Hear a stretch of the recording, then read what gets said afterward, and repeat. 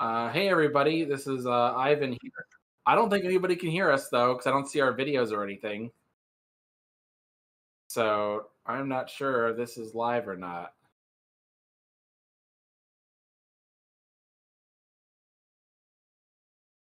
Yeah, they can. Hey everybody. Yeah, they can hear us. Yeah, I think so. Or at least no, they can hear me. They can't hear you though. This is Ivan here. I don't think anybody can hear us though. Yep.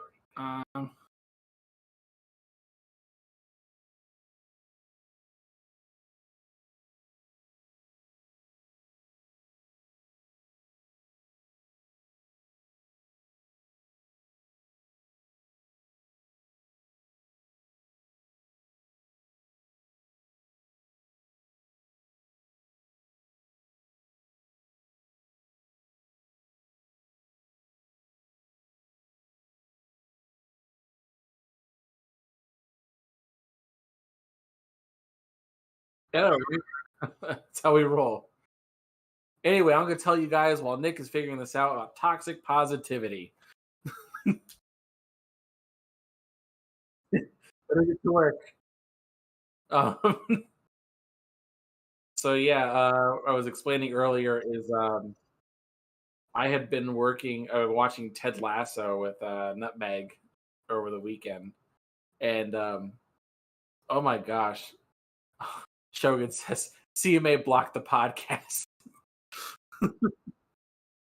Anger.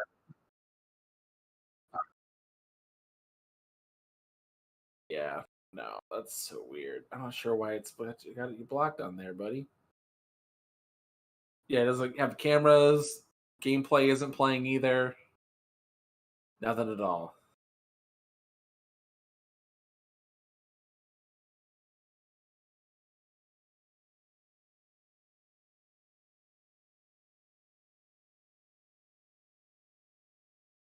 Okay.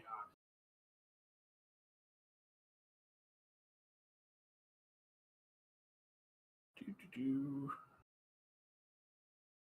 There we go. I see the gameplay's working. Okay, that's good. Good thing we have a lot of extra long gameplay. So, but yeah, so the main thing with Ted Lasso, I'm not going to give out any spoilers. The basic premise is just that it's you are a guy who gets picked up as a joke for a Premier League soccer team or football if you're in the outside of here. This guy who gets picked up for that particular team is not well. Sorry, guys. I hear a lot of background noise. So I'm just kind of like, okay, let's yep, we're live. We're back. It works. Yeah, we are frozen, but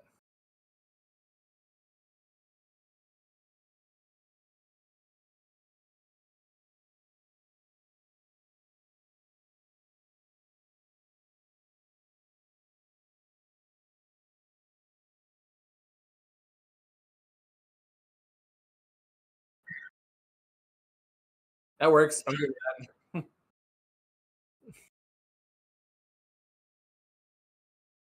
I'm not sure if I can hear you. I'm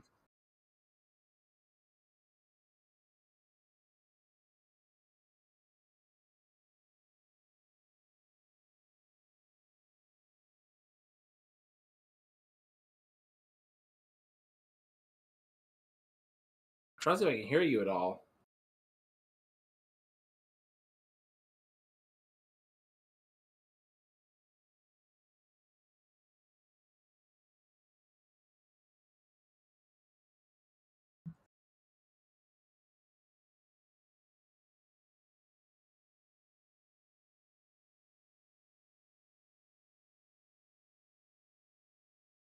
See?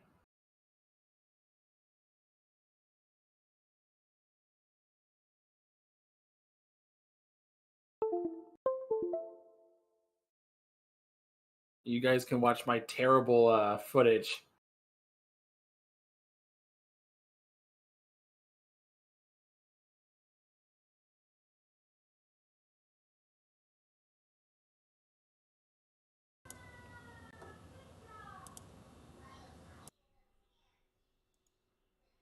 Ooh, is this working now? Maybe.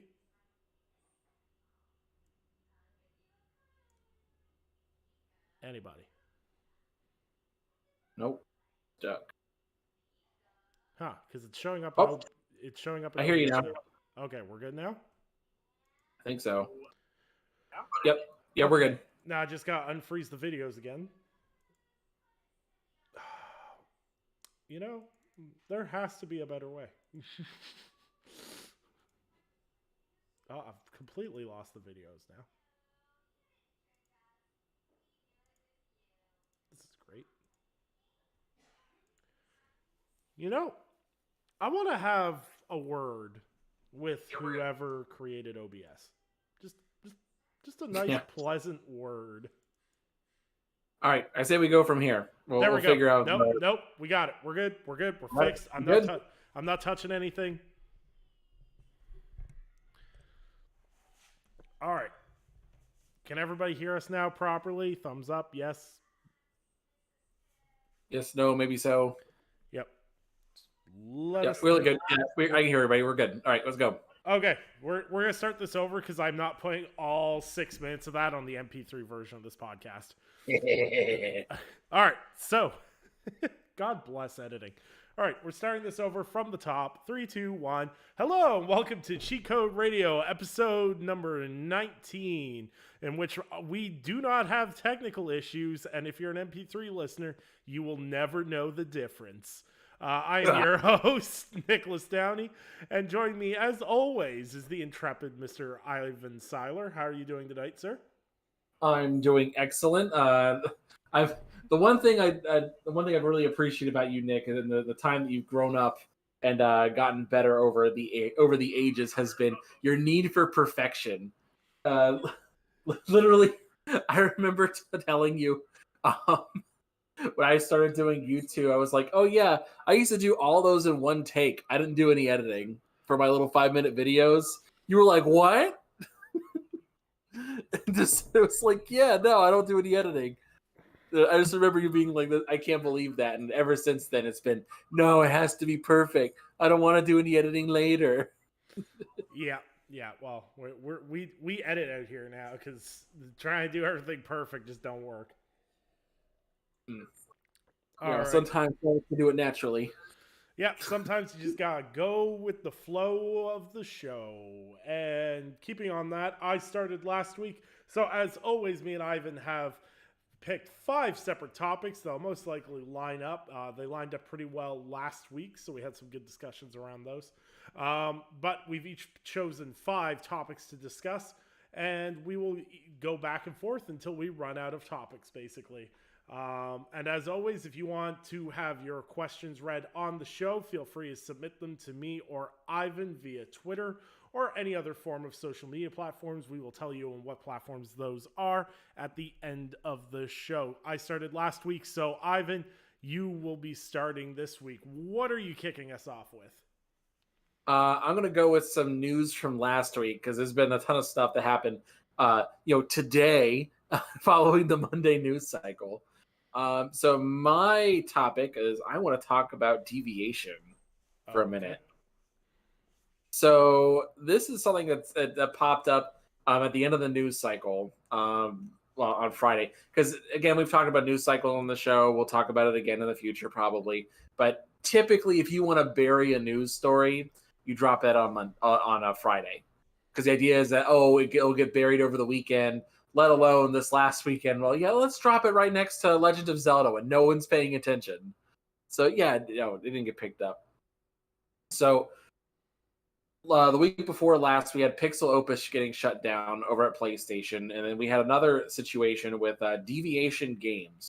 For those of you that sounds familiar, back in 2021, Deviation Games had a deal with PlayStation specifically to make them a game.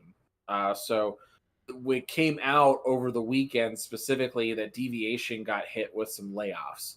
But not just a couple of layoffs, a pretty significant chunk. Whenever they got picked up by PlayStation, at least in terms of their deal, they were just over 100 employees. At their last reported amount, they were like at 156.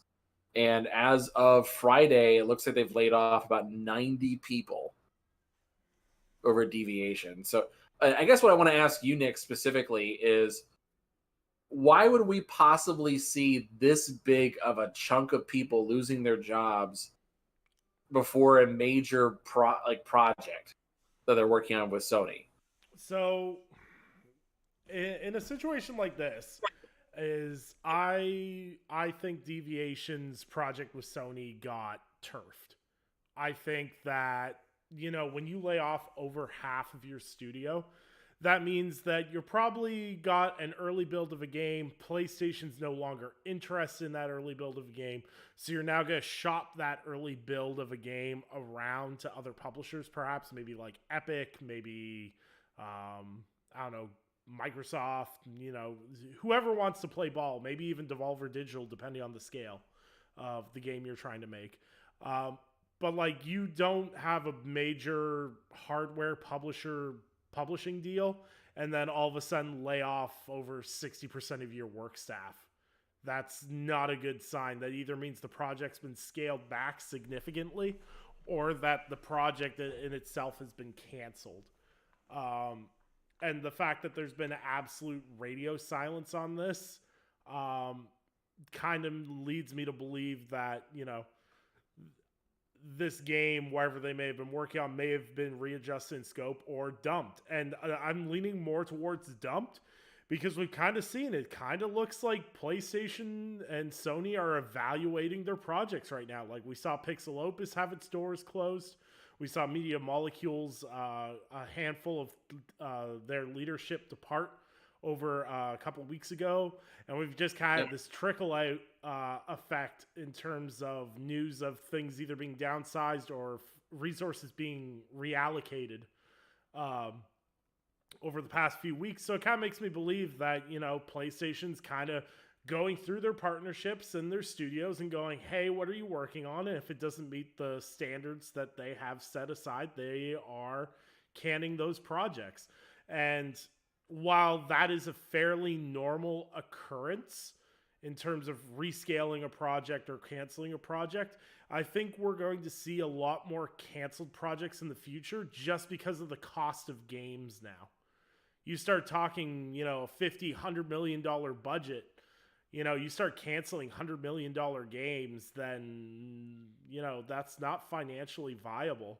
So you're going to see a lot more games get canceled in the early stages before we might even see them. It's just we're a lot more tapped in now. I don't think, if these Deviation layoffs hadn't been public on LinkedIn and so many people had caught on to it, we would never have known about this. So as the industry continues to evolve, we're going to learn more and more about stuff being canceled. So I don't necessarily think the sky's falling like a lot of people are saying, but it certainly is not a great situation for Deviation to be in right now. Mm-hmm. So it also came out that specifically that the cost of the supposed budget that was in mind for this game was going to be about $50 million. And I'm trying to get in mind of how much that is again. Because I don't think $50 million is a lot of money for a AAA production. Well, nowadays. I feel like, how Jeff Grubb does the sales measure of, it didn't do Luigi's Mansion 3 numbers. I have my comparison is didn't do Saints Row reboot budget, which is $110 million to get the Saints Row reboot. So you expected a AAA live service game on half of the budget of the Saints Row reboot. That's questionable.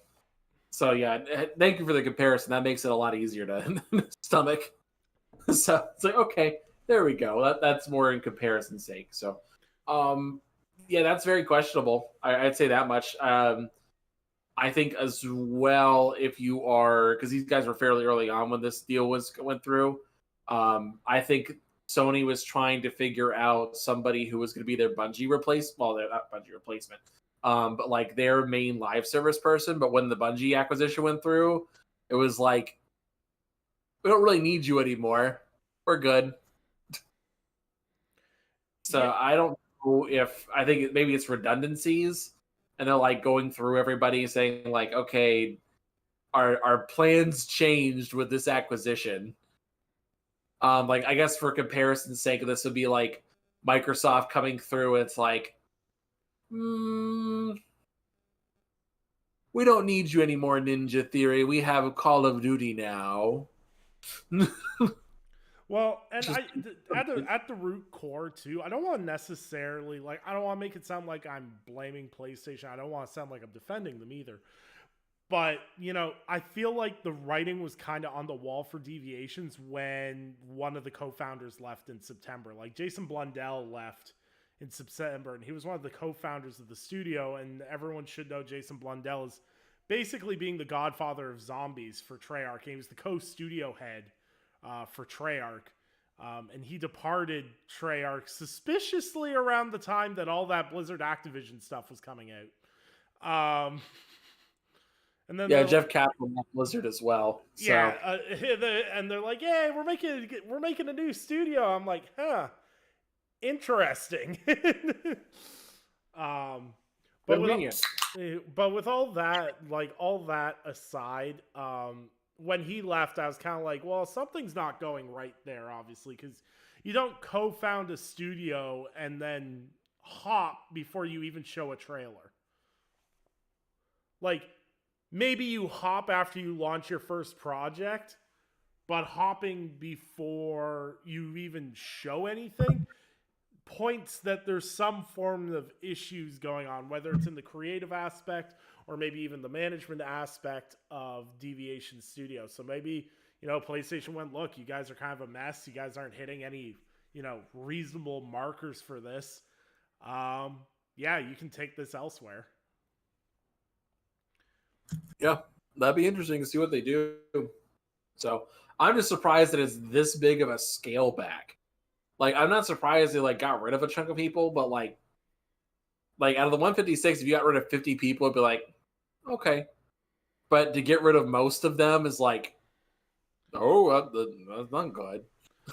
Well, as we know, when it comes to PlayStation budgeting, when PlayStation funds a project, they fund the project, right? Like they give I'm not going to say a blank check, but they give a good chunk of money. So if all of a sudden your PlayStation money's gone and you're way overstaffed and who knows, this may not even be a AAA multiplayer game anymore. They may have lost the ability to do the scale they originally wanted to because they don't have the funding. So then you got to scale back from being a, 150 person studio making a AAA game. It'd be like going from making Destiny 2 to making Borderlands. So what you're saying is that they're kind of bound to their scale. They're kind of scale bound, if you will. Inferno is literally dead now. I hope you know that. Worth it. Absolutely. But yeah, that's what I'm implying is basically it was scaled back this much because the scale of whatever they're working on has been reduced to that point. And I do have to think that I think it's just Sony evaluating their partnerships. Obviously Haven with Jade Raymond is doing something Sony believes in because they bought them. Whereas Deviation seems to be the opposite, where it's hey, we just laid off a ton of people and the other studio that was announced alongside us for doing a partnership just got bought. So I think that just shows who's performing and who's not. I think it can be boiled down to this saying. This is the downside of organic growth. Where if it doesn't look like it's going to go through and you haven't committed to them, and you haven't bought them, just cut ties. Yep. Prune. You got to get rid of people. You move on. But, you leave people behind. That's what happens. That's organic growth. That's what you guys been wanting, right? it's organic growth time. Well, and This is what happens. and I think to a certain extent too, is I agree with you. It's organic growth, and I think for anything, like I'm sure PlayStation had to pay out money. Like if they did indeed like cancel, hey, we're not publishing this anymore. PlayStation probably had to cut a check for X millions of dollars in order to cut that business deal off. But they probably looked at it and was like, okay, so we pay 10 million to get ourselves out of this publishing deal with Deviation, or we bring this game to fruition and the budget inflates to like 100 million and then the game flops. I think it's just smart business, and it's just managing your resources.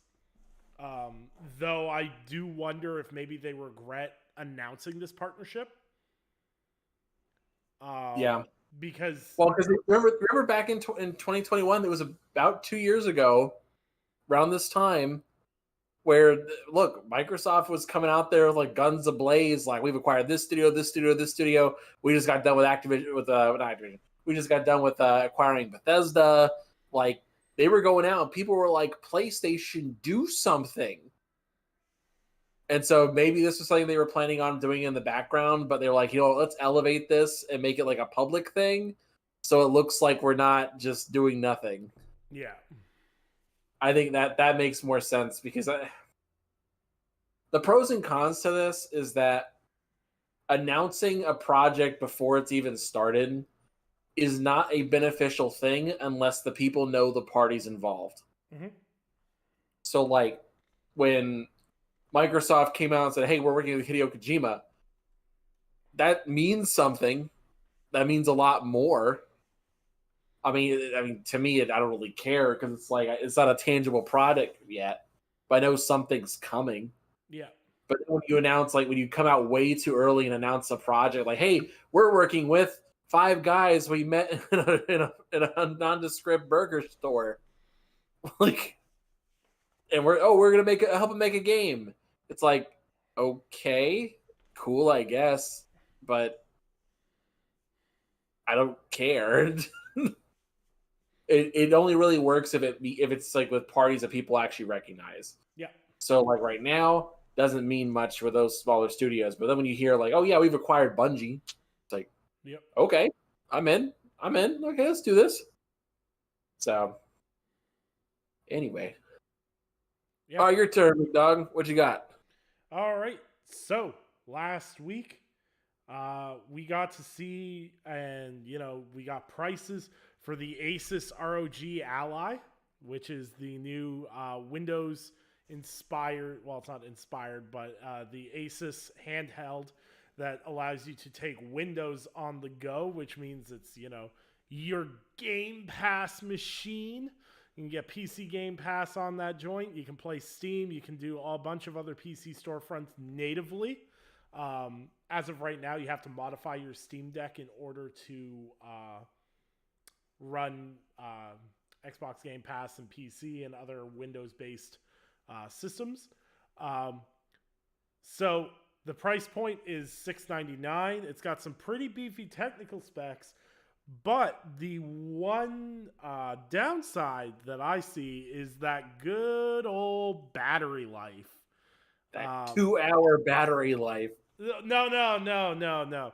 See, if you go even deeper into the press release for it, 1 hour and 13 minutes in Elden Ring off of a full charge.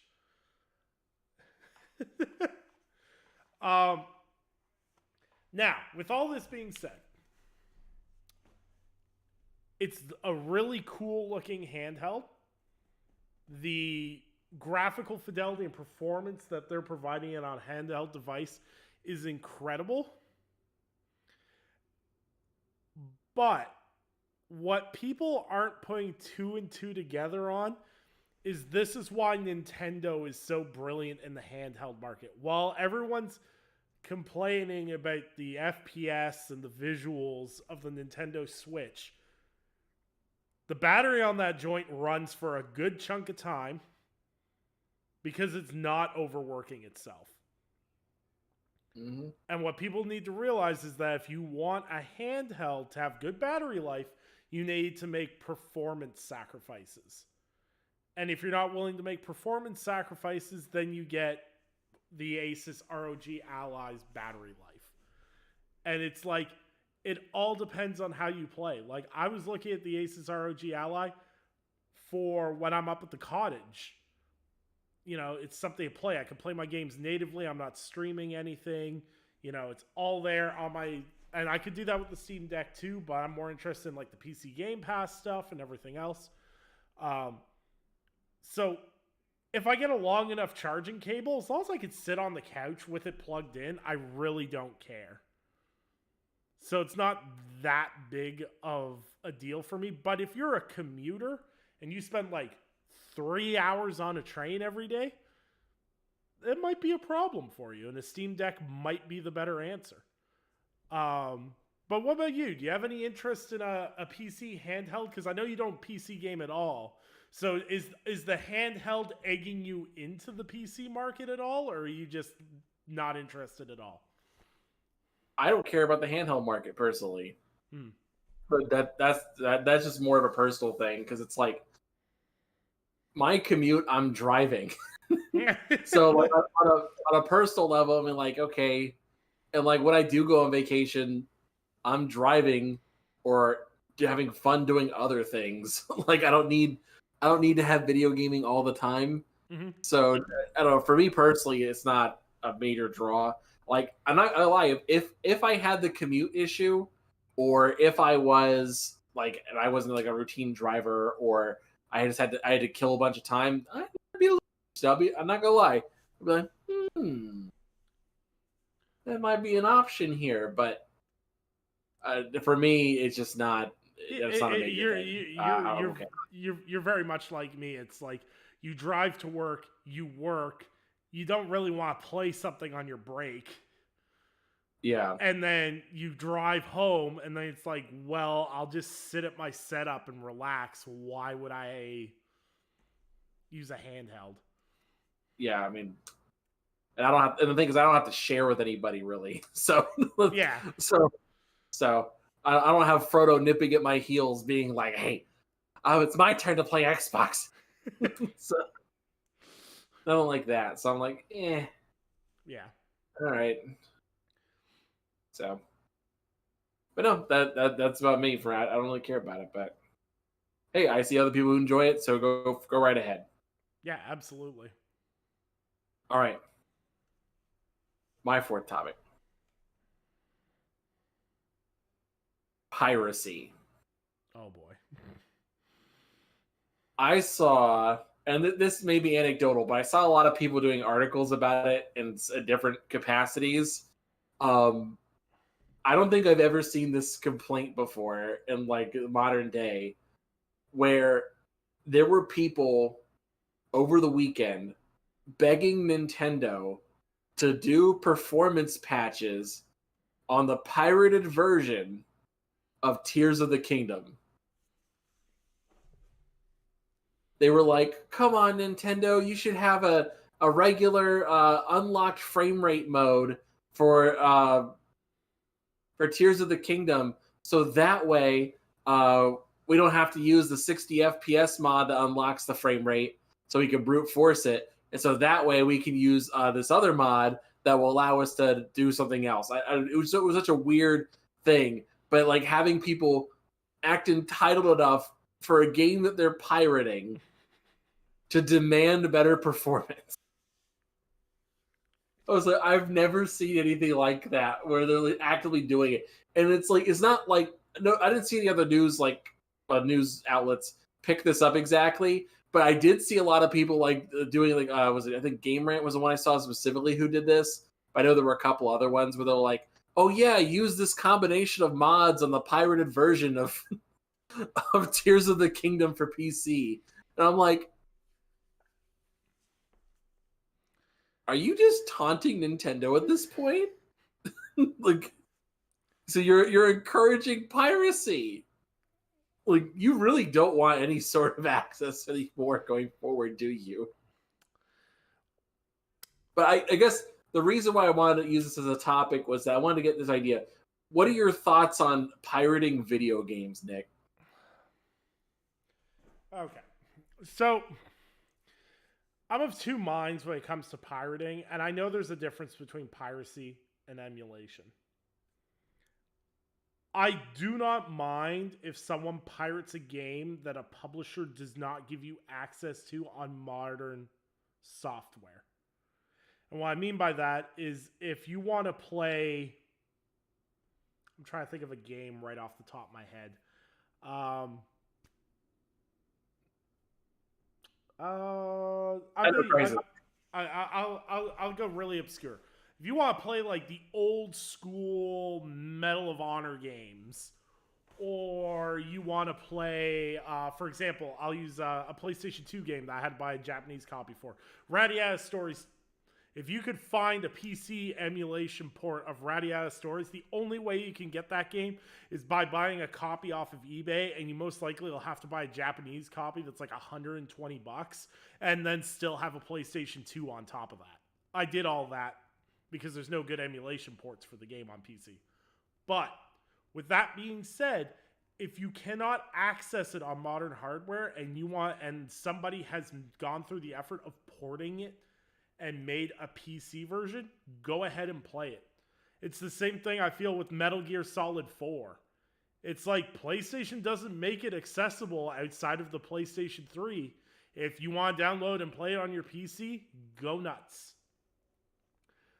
But if your lone justification for pirating Tears of the Kingdom is, well, I just don't want to buy a Switch, then you're just a prick.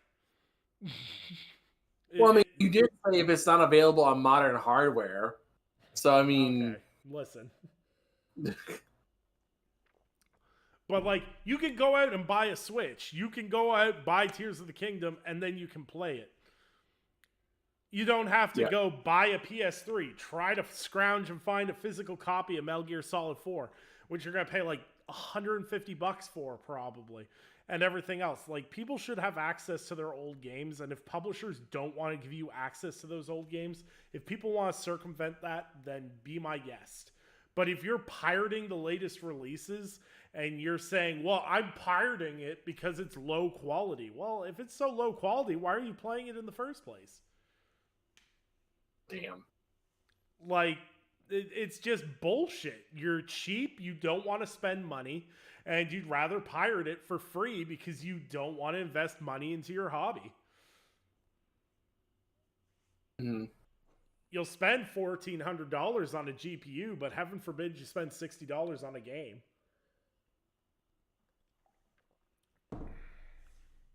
Well, yeah. I'm kind of in a similar boat, but I have a different stance. I don't think piracy is ever acceptable except in two specific circumstances. If the game is not available on digital storefronts, I think it's okay. That means that they are no longer selling this game. It is off the market. They don't want to make money on this title anymore. Mm-hmm. And they aren't going to make money on this title anymore.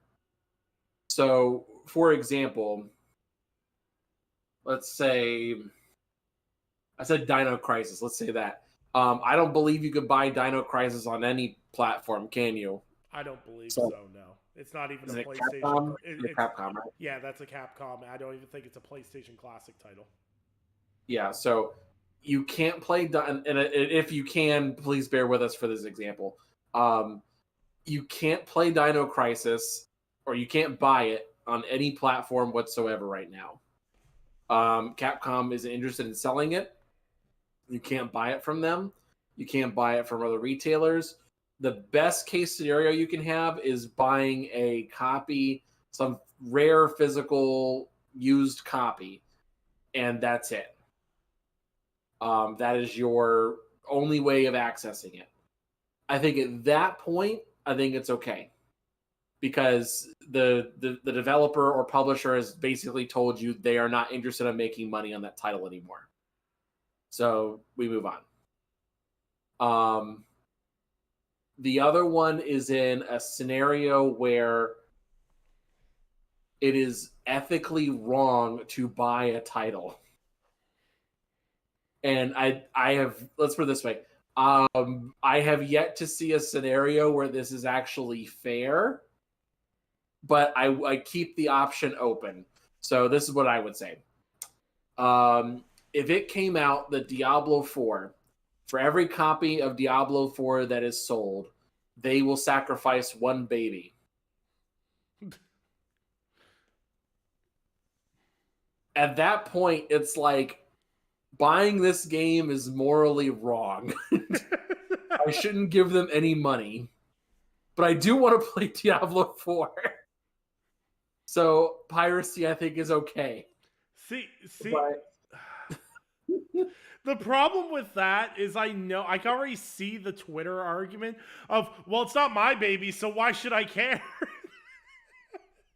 I mean, hey, if you want to do that, that's on you. If you're an immoral person at that point. Oh my God. But I'm just saying, like, at that point, I think it would be like, okay, you may have a moral case for pirating. Mm-hmm. But like other people saying things like, well, they launched it broken, so it's not okay. It's like, that's not a moral reason, dummy. Like, I'd like them to launch it fixed, but no. It's the same thing with people that are like, well, they launched it at $70, so they get none of my money. I'm like, okay.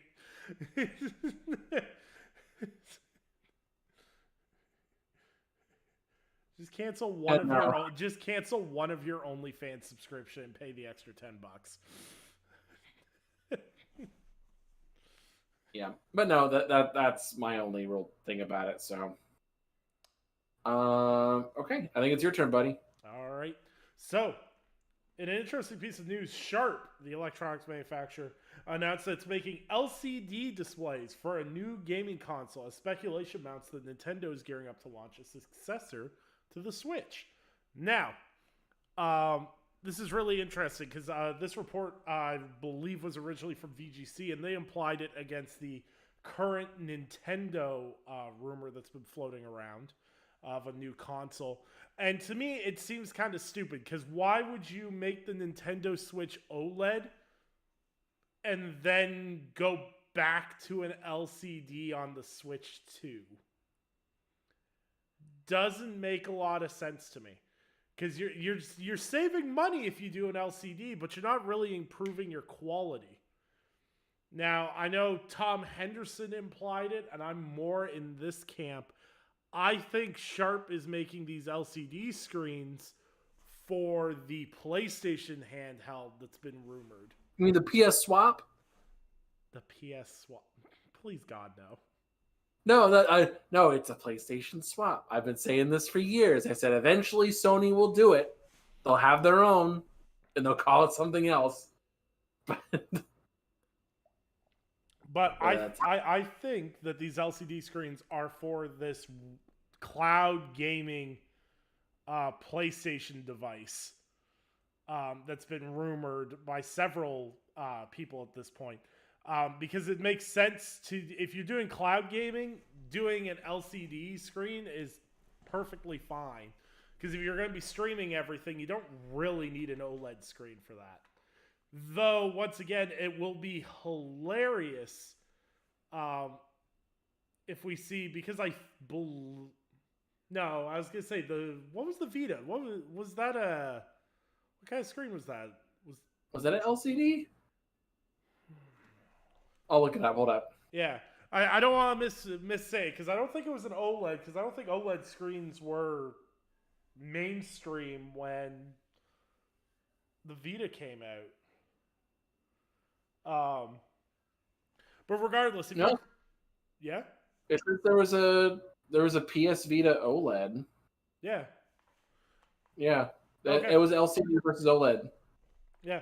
Okay, so yeah, there is an OLED PlayStation Vita. So once again, it would be kind of weird that if PlayStation went backwards on their handheld 10 years later.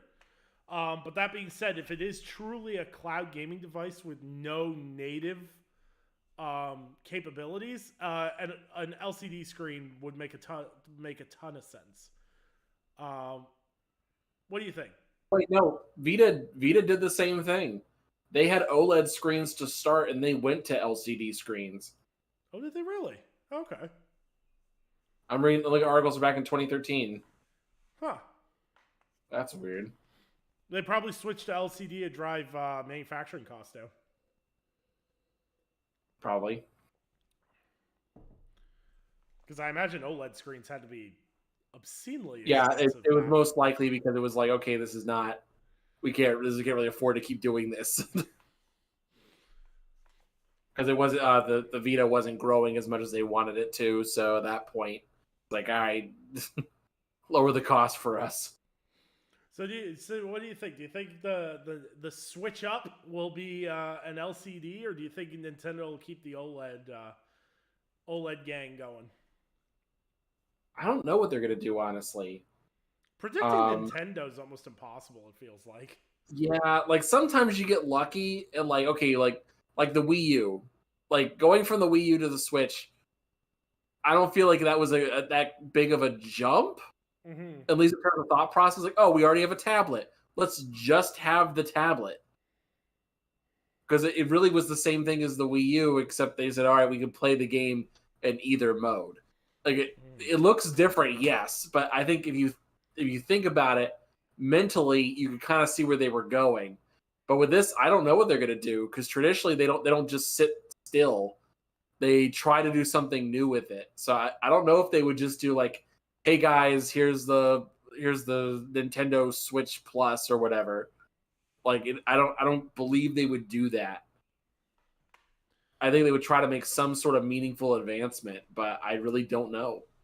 Yeah, it's Nintendo. You can't really tell. It's all over the place. So, all right. Maybe they'll make a downgrade from the Switch OLED, and they'll call it the Switch Down.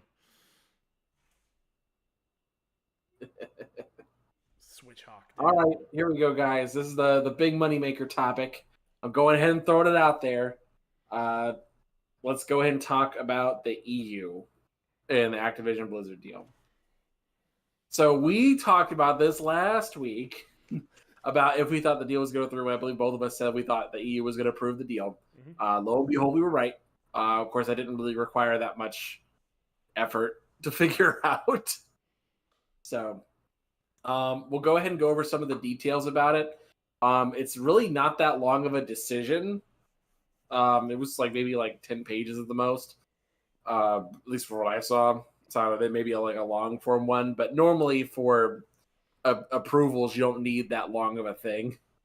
You don't have to justify your reasoning every time, as opposed to a denial because you have to provide it as a legal document. So there was only one concession, and this is the only one thing here, but it was more just kind of like a formal statement about this deal. And it's where Microsoft had offered 10-year licensing deals to anybody who, all the other major streaming competitors. The EU made it so Microsoft is offering those licenses for free for current and future cloud streaming providers. So the licenses are available for streaming. Now, I'm not going to pretend I know what that means exactly. Like, how long is this deal for? Is that just them saying, okay, if you own the game on PC, you could stream it on other platforms, like indefinitely? How long does this go for? I don't know. So that is something that that's a bit of an iffy question that we don't know the answer to, but we'll find out probably in the coming months or weeks or days or who knows. So. But I guess I'll frame it this way for you, Nick. Where do you go from here? Well, as somebody who definitely didn't go to law school and definitely didn't do business school, in my obscenely knowledgeable opinion, the EU just gave Microsoft an immeasurable amount of ammunition. to go after both the FTC and the CMA, more importantly. And the thing is like, I've said this from the start, and I don't think a lot of people seem to understand the political overtones of that have nothing to do with this deal. The CMA standing on its square with the Blizzard Activision deal, I feel has less to do with the Blizzard Activision deal and more to do with the UK trying to find its footing in a post-Brexit world and trying to make themselves feel important and like they have an impact on the world as a whole. You're dealing with a country that, or the United Kingdom is more than a country, but you're dealing with essentially a country that has had, controlled a better part of the world for centuries, that is now a very much collapsed shadow of its former self. And now they're trying to strike out on their own to say, hey, we could do everything here. It's very deep rooted in nationalism. And the problem with that is they're trying to create as many problems for other people in order to go, hey, see, we could be a problem. So if you don't play ball with us, we'll just make all your problems worse. That appears to be how the CMA wants to play ball with everybody. However, the Prime Minister of the UK seems to have a completely different idea of how these things should be done. And the problem is there's a lot of lip service being done about what they're going to do about this deal versus them giving the CMA more power as well. So the Prime Minister's saying, hey, we're going to look into this. We want to have a healthy industries in the UK, blah, blah, blah, blah, blah. But they're also giving more regulatory power to the CMA while doing this. With that being said, I think at the end of the day, the CMA will cave from political pressure internally, because if you think, how do I phrase this? If you think playing hardball with one of the biggest tech companies in the world is going to help your tech industry, it's not.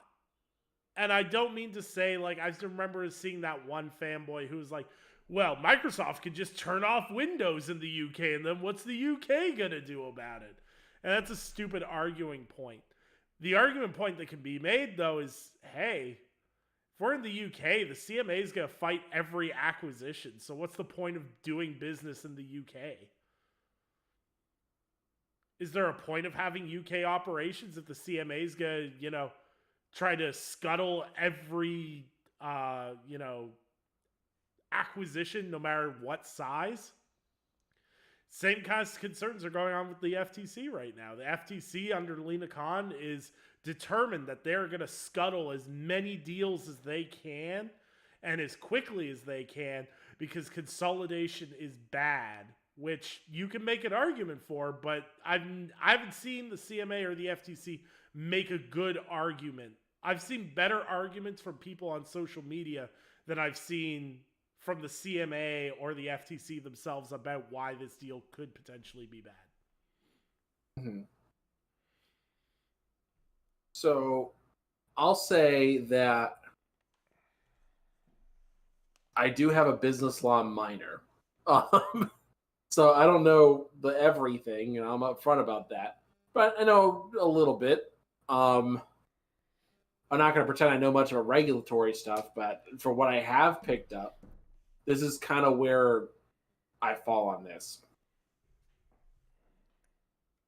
With the EU, well, no, let's go back a little further.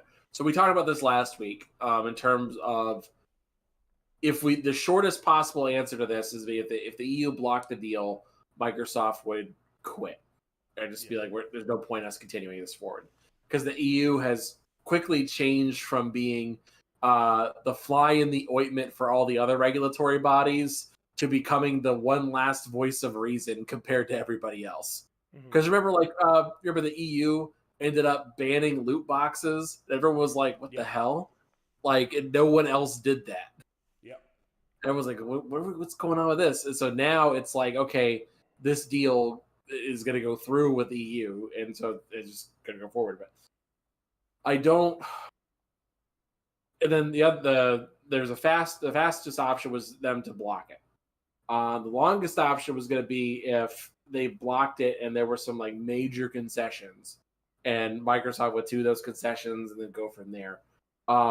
I think the concession that they had was one that Microsoft was already willing to do, and they said sure, no problem. So I don't think that is a problem for them. So I don't think it's going to stop them. So at least in terms of other regulatory bodies, I think we still got like Australia or New Zealand left, and a couple other ones, but I don't see them stopping it at all. No. So, I mean, look, other countries have been perfectly fine with that. We got China left as well. But again, minor markets comparatively. I think if Microsoft wanted to, they could close the deal by the end of the next month. And the reason why I say that is because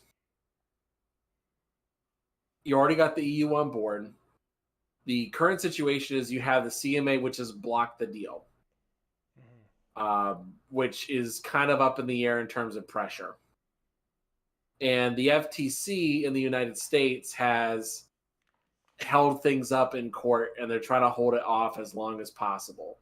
Right now, the FTC's court thing is going to be like mid-June, if I recall correctly, at least in terms of their time frame. So there is a possibility the FTC may be like, you know what, you were right. Here's the deal. Go ahead and get it done. And at that point, the CMA is left entirely alone. Or they could block it with the FTC. I think right now that's the main thing is you go back to focusing on the FTC. If the FTC blocks it, if the FTC approves the deal, then it's just the CMA, and then at that point it's like, all right, CMA, you're by yourself. Have a good day. No Activision titles for you. We'll move on. Have a good day. You hurt your own consumers, so have a good time. So I can't see Microsoft letting only one country dictate the merger for the rest of the world. No. So I just don't see that happening. The other option is if the FTC, the administrative court, which is not a federal court, decides to still block. I think Microsoft just says, screw it, we're closing the deal. Have a good day. And they just move on. Because at that point, that forces the FTC to actually take them to court and get a preliminary injunction to try and stop them. Which, as we've seen, the preliminary injunction idea has been kind of thrown out with the class action lawsuit that's going on. Have you been keeping up with that at all? I have, because the way it was described to me by a friend who's in legal is that how you're seeing that play out is how the FTC's lawsuit against Microsoft would play out. The only difference in this case is they have to prove harm, like immediate harm, and the judge is just like, you having to buy another console to play a game potentially is not harm. It's an inconvenience. And also, you're talking about video games, not a life requirement. Yeah. So, because in most of those other cases where a preliminary injunction was granted to stop it, it was in cases where, like they're gonna close this grocery store like next week because of this buyout. If you close this grocery store, there's not gonna be food for 50 miles. And it's like, yeah, that's bad. we gotta stop it. And see, one of the reasons, I think the CMA remains the biggest roadblock, just because of their political landscape right now. But the United States government in itself, from what I've seen, does not seem to have a lot of faith in the FTC. And, there was more hubbub raised about PlayStation money had in games off of Xbox by senators than there was people caring about the Blizzard Activision deal. Because at the end of the day, it's two American companies being bought out. So senators are going to love that because it's American companies making more American money. And I just don't think... I think the FTC will cave to pressure because they can't win in court and they'll waste a lot of their budget taking it to court. Mm-hmm. And they're already begging for more money, so... Well, and I just... In the grand scheme of business and world political issues, I really don't think the FTC should be wasting a bunch of time on a video game merger. Yeah.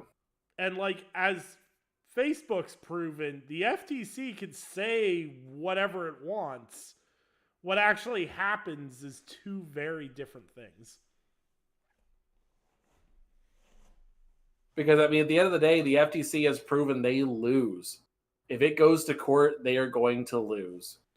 Yeah. And I think Microsoft knows that, and they're not hedging bets anymore. They've already started hiring all these major lawyers. Like, they hired some Apple lawyers. They hired some, like, it was like the professional lawyer to the Queen of England at one point. It was like, okay. but this has been my point since the beginning of this deal, and this will be my final point. Hopefully we won't have to talk about this next week. In all honesty, like, Microsoft's a $1 trillion company. Do you not think they have the money to get this deal done regardless of what review boards have? And we can argue, is it right that they have that kind of lobbying power? Should money, be able to force itself in like that? We can argue about that, but, where were these arguments with Disney? Where were these arguments with Facebook? All these companies closed way more damaging mergers, and not too many peeps were said. Like, just look at Disney. Like, you're telling me that Disney owning, like, what, 80% of major IP is a good thing? Like, they literally snatched up Star Wars, Marvel, they've got Avatar, they've got, like, almost anything that's major that's come out in film, Disney's got a thumb in. Yeah, that's right. So, but again, it's one of those things where it's like, maybe these regulatory groups feel like they have to make up for lost time. Like, hey, we didn't act here, so we got to act now. And we're going to crack down on things and kind of make up for lost time. So it could be like that. I also feel like it was just one of those things where nobody tried to do anything with the Disney deals because they knew that they were going to lose regardless. Like, the FTC might as well just shot money at the 21st floor window if they wanted to try to sue Disney. Like, ask Florida how going after Disney's working for them so far. Yeah. I mean, they got to do something. Oh, well, you got to divest Fox News. You got to divest those TV stations. Yeah, it's like the most problematic parts of Fox that they probably didn't want in the first place. Oh, I really don't know about that because, I mean, Fox right now, regardless of your political stance, is like the #1 rated news group in America. So, I mean, look, that's money. that's I did not know that, and that's I know, it's terrifying, right? It's frankly terrifying. Yeah, no, it was a big deal. It was like, when you actually break it down, like, they have higher ratings than any other news station. So not even close. God bless my parents' generation for keeping Fox News on the map. Yeah. Now, my question to you is if the CMA does end up blocking this and the FTC does cave, will Microsoft continue business as always? Will it basically be like, oh, well, people in the UK don't get Call of Duty on Game Pass. They have to pay for it. or because the CMA made this about cloud gaming, will it be, oh, you won't get to play, Call of Duty on the cloud. You only get to either buy it or play it in Game Pass. So this is a fun little thing I noticed. So far, every single regulatory board has basically said the console argument for Call of Duty is stupid. Which it is. Microsoft says they still want to offer Sony a deal for that sort of thing, but they haven't accepted it. But even if and also with this EU writing in particular, they said that even if Microsoft made Call of Duty exclusive, we're not concerned. It's not a problem. It has only to do with cloud gaming right now. So this is a possibility I thought about. You say, okay, Call of Duty is only available on streaming for PlayStation. So this is kind of like my mentality on this. There's two different ways Microsoft could play it if they decide to say, screw you, CMA, we're going to do what we want to do. There's the safe way and then the punishment route. The safe way would be them saying, okay, we're going to put Activision titles on Game Pass, but we're not going to make sure that we can't stream any Activision titles. Like, just play it safe without Call of Duty. Just say any Activision titles you can't stream. Say none of them, you can't stream any of them. We just gave you the benefit of them being available on Game Pass. You just can't stream them on PlayStation or not PlayStation, on Xbox or anywhere. You make that concession bit and you just do that without the CMA's approval. Because it follows what their problem was. So your problem was with cloud gaming. Okay, there's no cloud gaming in the UK now. That's it. And you say, okay, Call of Duty is only available on PlayStation Cloud. So therefore, there's no Call of Duty on PlayStation in the UK. Sorry, actually, no. Sorry, that's not being nice. I got it. But yeah, no. So the idea is just if they were being really nice about it, they would just allow it and say, okay, Call of Duty is just like normal. If they wanted it to be like mean and really make it hurt, say, okay, UK gamers are getting a special version of Game Pass where they only have Xbox titles and the other titles, but any Activision titles are just not available, period. We're not going to put Call of Duty on PlayStation at all unless it's available through streaming.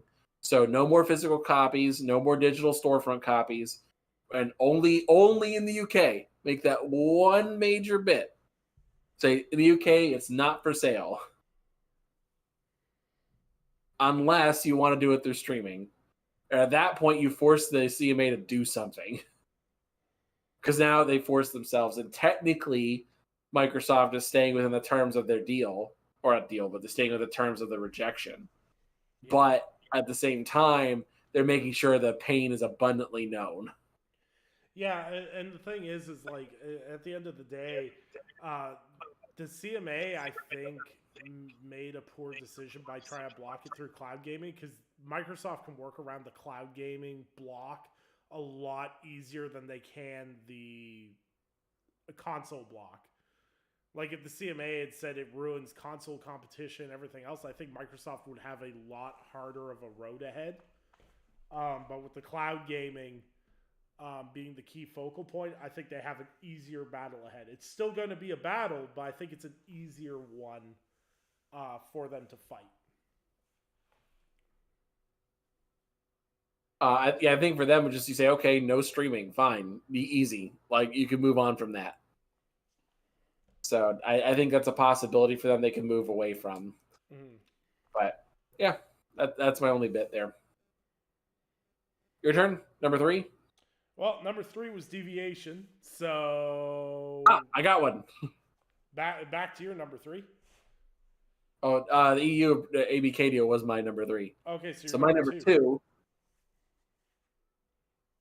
Embracer Group has partnered with Amazon to make a new Lord of the Rings online MMO RPG.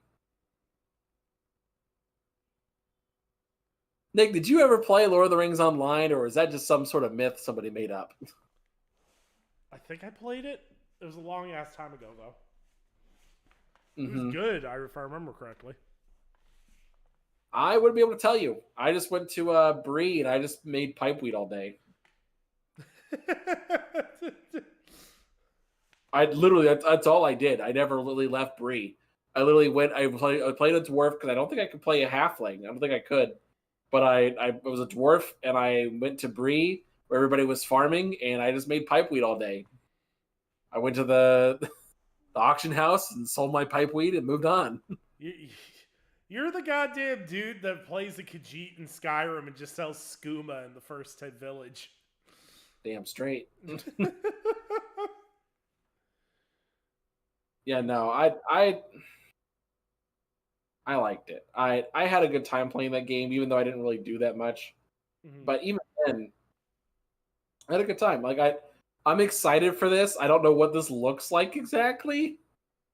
It's a Embracer Group, so I mean. Well, no. So here's the funny caveat, right? Amazon canceled a Lord of the Rings MMO. Yeah, I think they still want to make it. And Embracer Group, the only reason Embracer's involved here, I don't believe the caveat is Embracer's making it. You gotta remember, Embracer owns the rights. So yeah, Embracer Group is part of this partnership because they own it. Not because they're making it. It's still Amazon making it. That's true. So basically what we're doing is we're seeing a relicensing of the Lord of the Rings MMO for Amazon to, I don't know, kill it again? I don't know. So here's what the actual press release says. It says Amazon Games and Embracer Group, though its wholly owned subsidiary Middle Earth Enterprises, part of the operative group Freemode, today announced that they have reached an agreement for Amazon Games to develop and publish a new massive MMO. The let's see, features of the world, yada yada yada. Amazon Games Orange County, makers of the popular new open world game MMO New World. Was that the one that bombed or the good one? New World was the one that started out really hot and then dropped off really fast. Yeah, okay. Got it. They're going to publish the game globally for PC and consoles. Yeah, that's pretty much it. So yeah, no. Yeah, you're right. Yeah, you're totally right on this one. Embracer Group is not making it. Amazon is making it. Embracer is loading up the IP. Jesus Christ. Embracer basically was like, hey, we heard you canceled the Lord of the Rings game. Want to try again? Give us some money.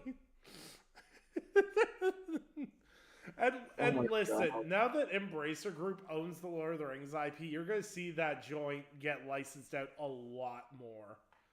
Hey, I'm down. They had that. What was that other game they just launched? They launched a Golem. MOBA, right? What's that? They have like a MOBA Lord of the Rings game now. What? Wait, hold up. I'll find what it's called. Because I know like Golem releases this month, which everyone's just waiting with bated breath for. Where is it? I know there's another one.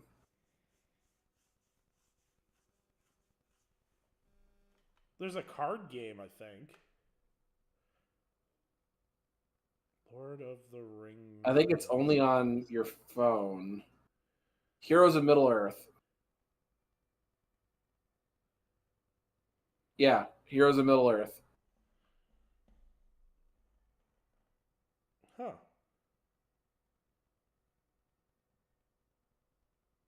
But yeah, no, it's probably it just came out. It's only on your phone, but yeah, they're trying to throw that out there more often. So, hey, I love Lord of the Rings. I'm down. So, I hope it goes out pretty well. Lord of the Rings games for me have been really hit or miss lately. So, Shadow of Mordor is still like top tier for the past decade. Yeah, I still haven't gotten to Shadow of War. Neither have I. I think the problem is I think they keep trying to like with Lord of the Rings, they keep trying to like trap around the Lord of the Rings story without getting involved because they want to make like this expanded lore of like, oh, see, like behind the scenes, this is where this was going on, and this was going on, and like you didn't see this, but that's what was going on right here. And I'm like, we don't need that. Just put me in the world. I'm good. Yeah. Like if they did something like what Rings of Power did, where it's like, oh, this is like super far in the past. Like, I'm down. I'm good with that. Just throw me in the world. I want to explore Numenor. Yeah. That's it. Yeah. Throw me in the world like 300 years before anything important happens, and just let me fuck about and have a good time. Yeah, I don't need to see Shelob the spider. I don't need to see her. I'm good. Yeah, no more. Fuck no more spiders. Christ. Turn on the arachnophobia mode. Let's go. So, but no, I'm excited to see what happens. All right, your turn. Your number 2? Was the EU Activision stuff. All right, I got higher. Okay. All right, number 1. Diablo 4. Did I get it? Did I get your number 1? No? Nope. Damn it. Okay. So I want to talk about Diablo 4 for a minute. So they did the server slam over the weekend, and we kind of got revealed what the microtransaction situation is going to be. Because I know that's been a point of contention. Because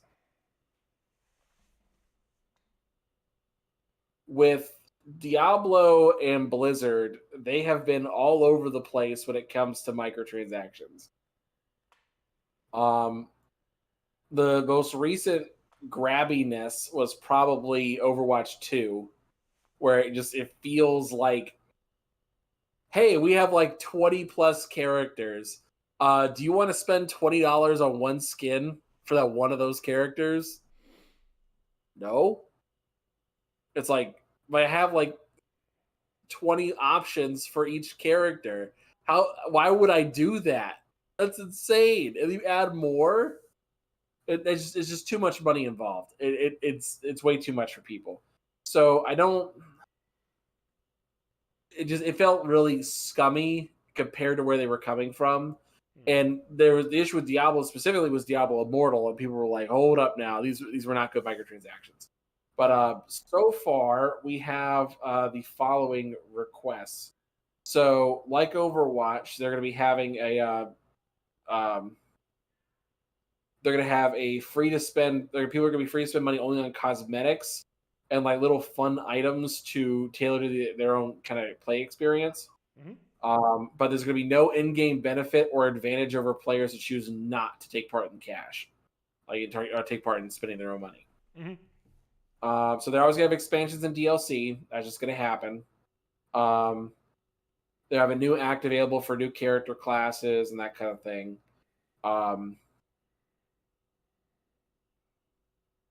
But yeah, it looks like they're really committing to this. I've only seen like bits and pieces about it.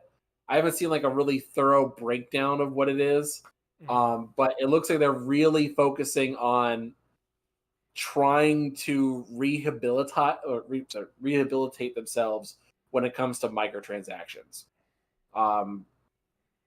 Also, but I kind of find it hard that like Diablo is not really one of those games where like pay to win is like a thing, because I don't think so. Like it's kind of like when people are like, "Oh, look, I can just skip levels in Assassin's Creed, like Valhalla." I'm like, I don't care. Like, yeah, it's a single game. What do I care about? Like, I know in Immortals it was a big deal because there was PvP in Immortals, so I understand why that was an issue specifically with Diablo Immortals. But also it's a mobile game. Those are inherently pay to win. That's how mobile games make money. Like, they either time lock you out of stuff, or you need to spend $1,000 to compete in the higher levels. That's just how those work. I think the thing is I think that what Activision Blizzard's learned is there's certain games you can monetize the hell out of, and then there's some games that you can't. And what I mean by that is there's certain fan bases are fickle, but there's certain levels of BS people are willing to put up with. And I think in the current market space we're in, cosmetic BS is the most okay thing that many people have just kind of come to grips with. You're like, oh, you get a fancier horse skin, or you get a fancier piece of armor, or, whatever the case may be. That's fine. Nobody really cares. Gameplay benefits getting rolled in with those skins is my concern. Yeah, Mr. Call of Duty. Yeah, exactly. They do it with COD, and they've had huge successes with it. Because you find dozens of these skins per lobby. So people are clearly buying these advantage packs. And also rolling the pay-to-win elements into nostalgia skins is also a jerk move, but that's a whole different different argument. But at the end of the day, I think as long as Blizzard sticks to these are cosmetics, I think they'll be fine with Diablo 4, because Diablo 4 is looking like it's going to be one of the biggest games this year outside of maybe Zelda in terms of, sales and everything else. Like, it's apparently tracking really, really high. So, yeah. They're also going to be doing a battle pass as well. So, yeah. My thing about battle passes is that I'm largely okay with it because it's normally like $10. Like, that's kind of like the average cost. And I think anything more than $10, you're like, okay, what am I getting out of this? Like, it's an idea of like, you don't get to pick what's in the you don't get to pick what's in the battle pass. You just kind of have to deal with it. But it's a good chunk of content you can get. I think that's fine for them to do. I don't have a problem with doing that. I have a problem whenever it becomes like the value proposition is not good anymore. Examples being there's no currency anymore, or you get minimal to nothing. Like a stingy battle pass is what I'm getting at. I will agree that like Fortnite's probably like the gold standard when it comes to battle passes. You can normally make your money back on your battle pass and use that money that you made to buy the next battle pass. I mean, there's people they've been doing that for years at this point, where it's like, okay, I keep passing it along, but there's other ones where they're just really stingy with it, and I know they exist. I just can't think of what they are because I stopped playing them as soon as I saw them. So, but no, it's one of those things where battle passes are fine. I think that really works for Diablo because they do seasons anyway. See, Diablo's such a wild game to me because, like, when I grew up playing Diablo, it was a game you played till the end and then you were done with it, right? Like, you started a new character if you want to, or, there's always that level of replayability to it. But, like, the seasons and the battle pass, and I'm like, I'm going to play and beat this game once and that's it. Like, I am not competitively playing Diablo. I am not, endlessly grinding new characters. And like, if that's your cup of tea, I'm so happy for you. But the one thing I actually hate about battle passes, and I know a lot of people will disagree with me on this, is battle pass stuff you get in the battle pass feels less special because everybody has it. Because for damn certain the cool skin at the end of the battle pass when you hit level 100, once everyone gets that skin, that's the only skin everyone's going to use. So you end up in a party of 5 and you're all standing there with the same damn skin because it's the coolest skin for your character in the game. I know you're going to have different classes and everything with Diablo, but that's my problem with Battle Pass cosmetics is it never feels special because anybody who spent $10 also has that. Yeah. Earnable stuff will always still be cooler to me. Like armor sets you get for doing something in the game, for defeating a world boss, or even having secret skins that you can unlock for defeating this world boss in this amount of time or stuff like that. That stuff is more interesting to me than a $10 battle pass where everyone gets the same cosmetics, badges, and whatever else they can shovel into the game. Yeah, I get that. I totally get the thought process on that too. I just don't. I don't know. I think every so often one thing comes along, like okay, here's an example. So we were playing Fortnite on the last battle pass you have with that one. You got to Doomslayer. That's like, all right, I'm done. That's my character skin, and now nobody wears Doomslayer anymore. But I also think that's kind of a value proposition that's unique to Fortnite. Fortnite does such a great job of cycling in so many different skins and so many different IPs that you're going to go into a lobby and you might not find anyone that looks like you because everybody has different tastes and there's literally hundreds of skins. And I think, once again, that's something Fortnite does so brilliantly that so many other games have not done nearly as well. Mm-hmm. Because like a new Fortnite Battle Pass comes in, there's like 20 skins in that, and they're all good skins. Like, yeah, you might not be interested in the anime or the show they're referencing or wherever the case may be, but like the quality is consistent. It doesn't feel like, oh, this is just a reskin. It's like, hey, like this is, you get to play Doomslayer. You want to do Doomslayer? Cool. If you don't want to do Doomslayer, here's Geralt. Here's Luke. There's just so much variety to that. I still don't think anyone beats Fortnite in the Battle Pass business. Yeah. Now, another little thing about Diablo specifically.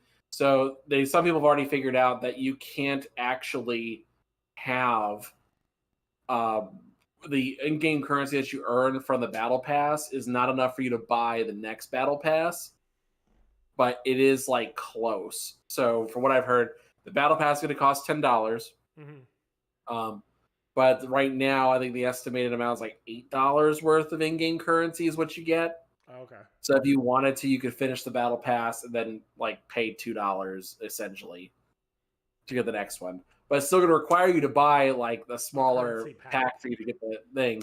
So it's really like $5. So, see, but I mean, I don't feel so bad when it's like $10. But like what Destiny did, where it's like, oh well, we increased it by like $1 or $2, so you're going to have to buy now 2 packs. Yeah, so you have to effectively pay this much. Yeah, Apex used to do that crap too, where it was like, here's your currency pack, and here's the price of the battle pass. And you're just like, okay, you're trying to bait people into buying more.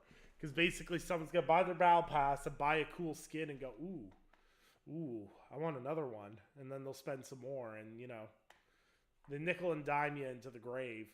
And that's the one thing. It's hilarious because for all the rogue monetization that's in Call of Duty, you can always earn more COD points than what the next battle pass is worth. Battle pass is say 1,000, you'll earn 1,300. Mm-hmm. I've been rolling the same COD points for my battle pass since season 1 for COD, and I appreciate that.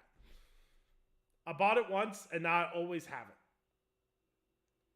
Now, I've also bought other skin packs and everything else. I'm not nearly as bad as Andrew about it, but but it gives you that inclination once, your battle pass is constantly taken care of. You kind of sit there and go, oh, that skin pack's only $20. So like, it kind of gets you thinking different. And let's face it, there ain't no way they're not sitting in a boardroom figuring out better ways to make people go, huh, that's not that bad. That's true. I guarantee they thought about this a bunch. So hey, we'll see how it goes long term. But yeah, no. All right, that was my number one. What you got, buddy? All right, last one. Why are there so many dicks in Tears of the Kingdom? I knew when I saw that video, one of us was going to bring that up. I was like, nah, I'm mature. I'm not going to talk about that. Why is everything a dick in Tears of the Kingdom? Like, legitimately, Why are people getting crucified in Tears of the Kingdom? this is the duality of like I used to sit there and I used to make fun of like Nintendo specific players because I'm like, oh, y'all are kids, y'all are too innocent for all these other games, like, and like the Zelda gives you creativity for the slightest degree, and y'all start crucifying people and making dicks. Look, anybody who tells me that they didn't choose Caesar's Legion in Fallout New Vegas is clearly a liar. So that is like, look, especially if I saw you post any of that stuff. But yeah, I don't know. It's one of the Legend of Zelda is one of those games, at least now, where it's thrived on player creativity, and anytime you give players control, they're gonna make a dick. It's just it's an inevitability. When sprays were introduced, when they added like bullet damage to walls, it's an inevitability. It's going to happen. Player expression is gonna happen. So I'm not at all surprised. But what I love about the creativity is like I have no interest in Tears of the Kingdom because it's just not my kind of Legend of Zelda game. I appreciate people that love it, but it's not my bag. But what's your go-to Legend of Zelda game? Oh, Link's Awakening, like old school. Coward. That Majora's Mask, but like lame. What's your go-to? Twilight Princess. The game they all hate. No, see, this is why. See, part of me thought you were going to say Skyward Sword. I was like, did you get this? No, I've never played that one, no. Okay, yeah, well, motion controls on the Wii. That's all I'll say. Look, I played Call of Duty on the Wii with motion controls. Don't knock it until you try it. Okay, touche. But what I love so much about this game is I had 2 videos that would show up in my Twitter feed. And it was the same puzzle. Basically, someone had to bridge a gap.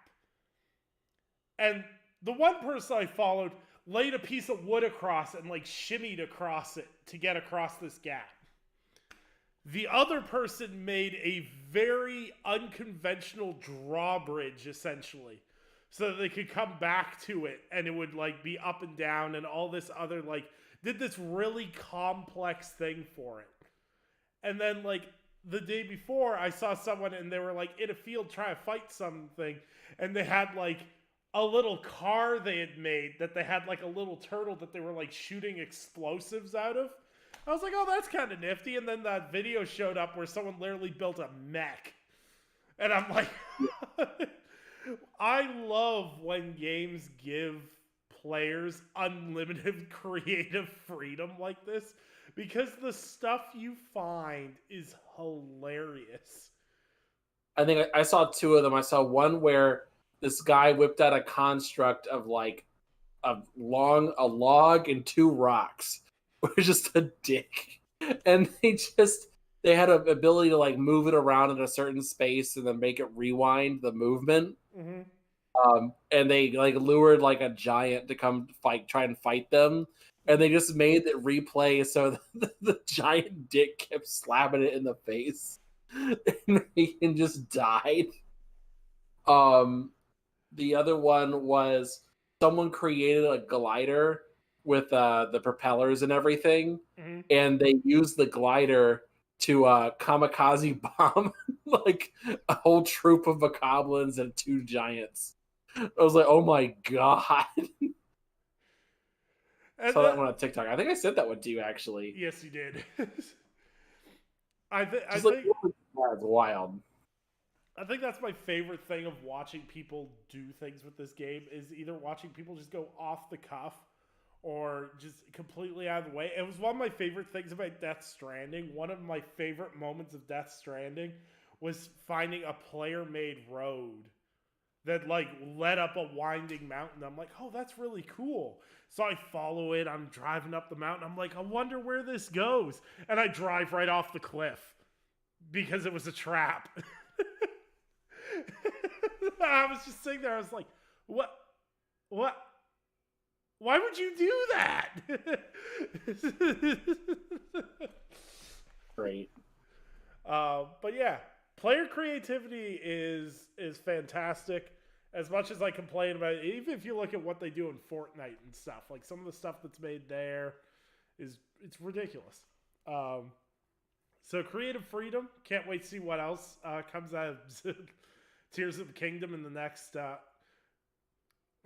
couple of weeks as people spend more time with it. And like definitively, have we figured this out yet? Is it Tears of the Kingdom or Tears of the Kingdom? I think Tears, because like Tears sounds weird. It's Tears of the Kingdom. I thought Tears of the Kingdom was the CMA right now. I saw that one too. That was hilarious. Like Tears of the Kingdom launched on the 13th, not the 16th. Oh man. Well, 15th. Sorry. That wraps her up.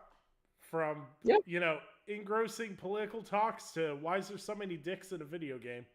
You won't get anything. You won't get anything more varied than Cheat Code Radio.